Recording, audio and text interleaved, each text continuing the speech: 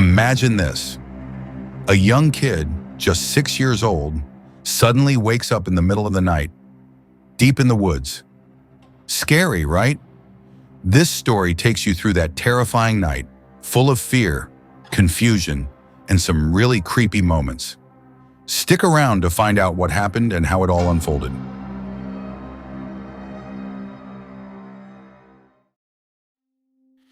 This is long, so I apologize for that.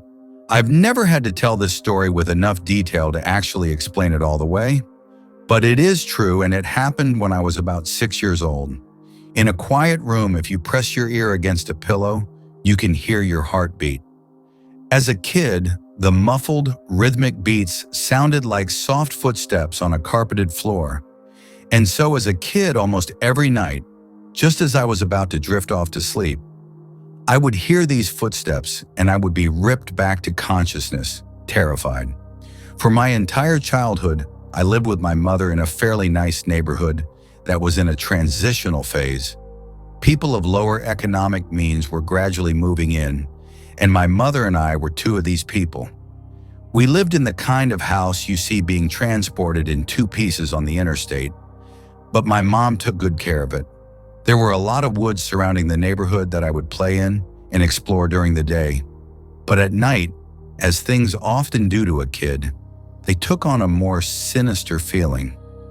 This, coupled with the fact that, due to the nature of our house, there was a fairly large crawl space underneath, filled my mind with imaginary monsters and inescapable scenarios which would consume my thoughts when I was awoken by the footsteps. I told my mom about the footsteps and she said that I was just imagining things.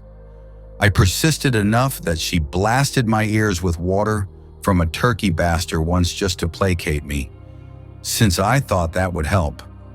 Of course it didn't. Despite all the creepiness and footsteps, the only weird thing that ever happened was that every now and then I would wake up on the bottom bunk, despite having gone to sleep on the top. But this wasn't really weird, since I'd sometimes get up to piss or get something to drink and could remember just going back to sleep on the bottom bunk. I'm an only child, so it didn't matter. This would happen once or twice a week, but waking up on the bottom bunk wasn't too terrifying. But one night I didn't wake up on the bottom bunk. I had heard the footsteps but was too far gone to be woken up by them, and when I was awoken it wasn't from the sound of footsteps or a nightmare, but because I was cold, really cold.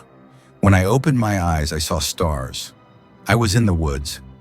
I sat up immediately and tried to figure out what was going on.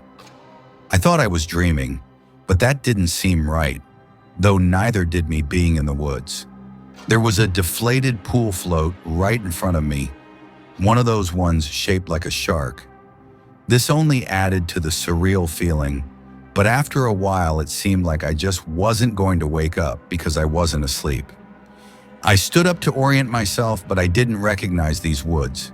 I played in the woods by my house all the time, and so I knew them really well, but if these weren't the same woods, then how could I get out? I took a step and felt a shooting pain in my foot, which knocked me back to where I had just been laying. I had stepped on a thorn. By the light of the moon, I could see that they were everywhere. I looked at my other foot, but it was fine, and as a matter of fact, so was the rest of me. I didn't have another scratch on me, and I wasn't even that dirty. I cried for a little bit and then stood back up. I didn't know which way to go, so I just picked a direction. I resisted the urge to call out, since I wasn't sure I wanted to be found by who or what might be out there. I walked for what seemed like hours. I tried to walk in a straight line and tried to course correct when I had to take detours, but I was a kid and I was afraid.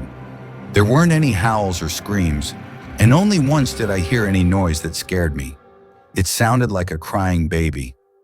I think now that it was just a cat, but I panicked. I ran veering in different directions to avoid big thicks of bushes and collapsed trees. And I was paying close attention to where I stepped, because by that point my feet were in pretty bad shape. I paid too much attention to where I was stepping and not enough to where those steps were leading, because not long after hearing the cry, I saw something that filled me with a kind of despair I haven't experienced since. It was the pool float. I was only 10 feet from where I had woken up. This wasn't magic or some supernatural space bending. I was lost. Up until that moment, I thought more about getting out of the woods than how I got in, but being back at the beginning caused my mind to swim. I wasn't even sure that these were my woods. I had only been hoping that they were. Had I run in a huge circle around that spot, or did I just get turned around and start making my way back? How was I going to get out? At the time, I thought the North Star was just the brightest star, and so I looked and found the brightest one and followed it. Eventually, things started to look more familiar, and when I saw the ditch, a dirt ditch my friends and I would have dirt-clawed wars in, I knew I had made it out. By that point, I was walking really slowly because my feet hurt so much. But I was so happy to be so close to home that I broke into a light jog. When I actually saw the roof of my house over a neighboring, lower-set house, I let out a light sob and ran faster. I just wanted to be home. I had already decided that I wouldn't say anything because I had no idea what I could possibly say. I would get back in the house somehow, clean up, and get in bed. My heart sunk as I rounded the corner and my house came fully into view. Every light in the house was on. I knew my mom was up, and I knew I would have to explain, or try to explain, where I had been, and I couldn't even figure out where to start. My run became a jog, which became a walk. I saw her silhouette through the blinds, and although I was worried about how to explain things to her, that didn't matter to me at that point. I walked up the couple of steps to the porch and put my hand on the doorknob and turned. Right before I pushed it open, two arms wrapped around me and pulled me back. I screamed as loud as I could, "Mom, help me! Please, Mom!" The feeling of being so close to being safe and then being physically pulled away from it filled me with a kind of dread that is, even after all these years, indescribable. The door I had been torn away from opened, and a flash of hope shot through my heart. But it wasn't my mom. It was a man, and he was enormous.